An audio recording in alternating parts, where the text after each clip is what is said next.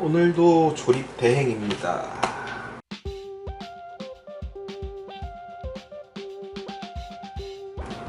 그다음에 파워는 엣지, 리안리 엣지. 사실 저 이거 실물로 처음 봅니다.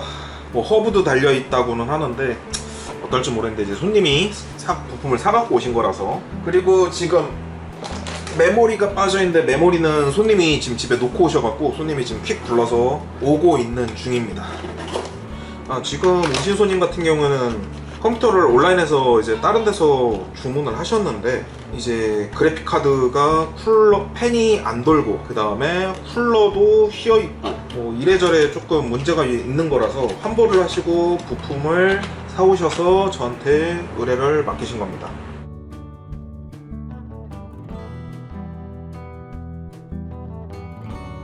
램은 아까도 말씀드렸다시피 지금 퀵으로 오고 있는 중이라서 아직 장착을 안 해놓은 상태고 지금 순행 쿨러기 때문에 위치랑 이런 거 좀 조정하면서 하려고 일부러 지금 먼저 조립을 안 해놓은 상태입니다. 사실 조립하는데 더 빠르게 하려면은 이거를 먼저 조립해놓고 이제 한꺼번에 케이스로 들어가는 게 더 빠르긴 한데 깔끔하진 않아요. 케이스는 리안리 V100R. 제가 항상 얘기하지만 이 철사끈 이게 무조건 제거해야 됩니다. 나중에 쇼트 나요. 케이스가 이제 손님도 아셔야 되는 게 그 외에 선 연결하는 부분이 전부 다 보드 뒤쪽에 달려있는 게 있어요.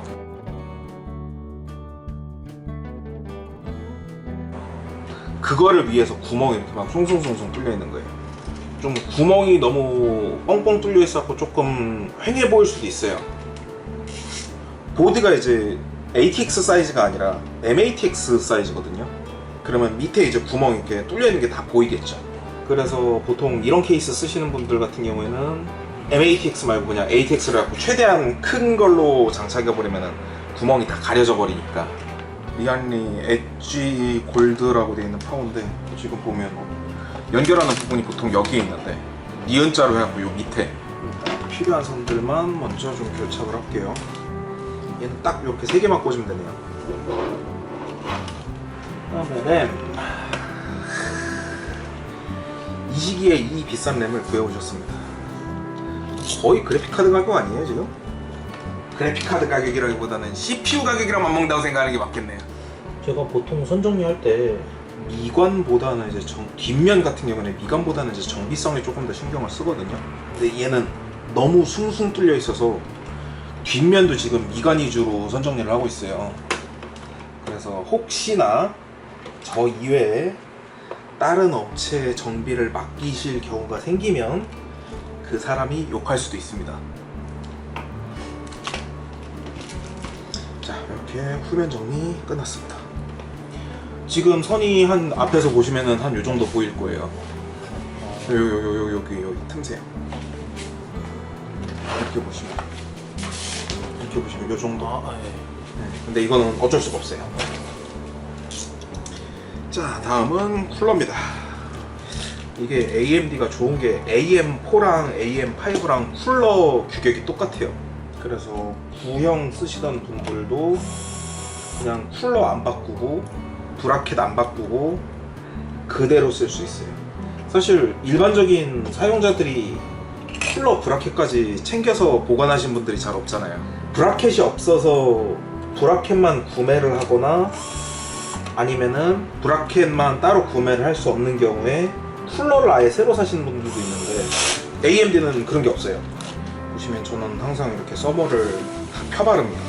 보통 이제 서머를 막 X자, 당구장 뭐 이렇게 많이 하잖아요. 저는 무조건 서머는 펴발라야 한다는 주의라서. 지금 일단 상단에 위치 조정하기 전에 그냥 라디에이터 살짝 걸쳐 놓으려고 그냥 나사 4개만 꽉 조이지 않고 그냥 좀 헐겁게 조립을 해놓은 상태고, 이 상태에서 뒤에 삐져나온 선 정리하고 그래픽카드 위치 그 라디에이터 위치 잡고 그러고 나서 다시 또 선정리에 들어갈 겁니다. 진짜 끊임없는 선정리에. C타입이 들어가네요. 네? C타입이 들어가. 네, LCD 컨트롤이 옛날엔 오핀이었는데 지금 보니까 얘는 C타입이네요. 만약에 이 케이블이 고장 나잖아요. 네. 그러면은 여기 USB 그냥 우리 데이터 케이블 있잖아요. 충전 케이블 말고 데이터 케이블. 그거 요 틈새로 돌려가지고 그냥 여기다 다이렉트로 꽂아도 돼요. 짧은 걸로 이렇게. 그게 귀찮으면 그냥 써. 대신 그냥 쓰면 LCD 화면이 안 나와요. 그냥 안 나오는 사람들 예, 귀찮아. 예, 예. 쿨링은 돼요. 그 복잡한 건 이렇게 하나.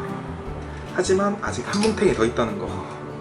자, 어떻게 조립공인 비싸신 것 같습니까?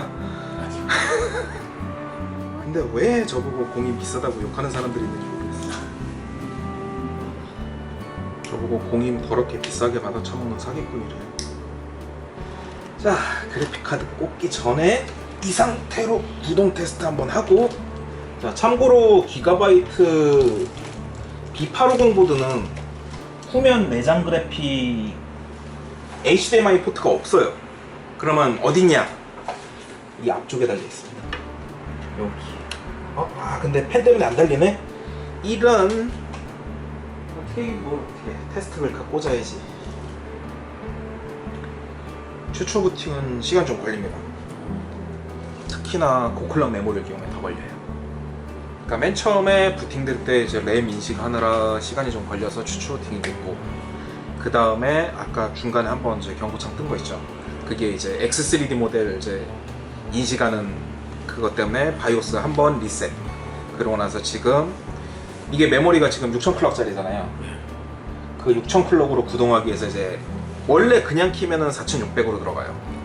그 상태에서 이제 XMP 그 메모리 튜닝 세팅 그걸 해서 들어가서 한 번 더.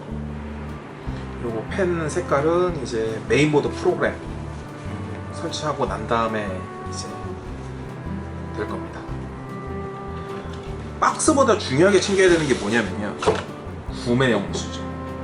AS가 이제는 박스 유무로 결정을 하는 게 아니라 구매 영수증 기준으로 AS를 해주니까 박스 챙기는 것보다 더 중요하게 생각해야 되는 게 구매 영수증. AS 기간이 끝났다면 상관이 없는데 AS 기간이 남았으면 무조건 구매 영수증이 더 중요하다. 박스가 있어도 구매 영수증이 없으면 AS 기간은 시리얼 번호로 해갖고 제조일자 기준으로 해요. 근데 이게 제조되자마자 소비자한테 오는 게 아니잖아요. 그게 짧게는 뭐 몇 달, 심한 거는 몇 년 차이 나는 것도 있어요. 자, 지금 보시면 지금 오늘이 26년도 5월이잖아요. 여기 시리얼 넘버라고 되어 있고 2551이라고 되어 있는 거 보이세요 앞에? SN 25년도 51주차에 생산됐다는 소리. 그러면 지금 51주차면 12월이잖아요. 5개월 차이 나는 거예요. 구매 영수증 있고 없고에 따라서 5개월의 AS가 차이가 나는 거예요. 그래서 구매 영수증을 챙겨야 됩니다. 자, 작업은 이렇게 완료가 됐고요. 선종이도 BTF라서 원래 제가 하던 방식대로 여기 선을 일자로 묶는 게 아니라 BTF 홀 이용해서 선을 그 바로 위로 이렇게 하고 올려주는 방식으로 정리를 했어요. 그리고 여기 선 클립이 있어서 딱 일자로 클립으로 이쁘게 정리를 했고, 이제 다른 디스크를 연결을 해서 동작 테스트 하고 그리고 마무리하도록 하겠습니다.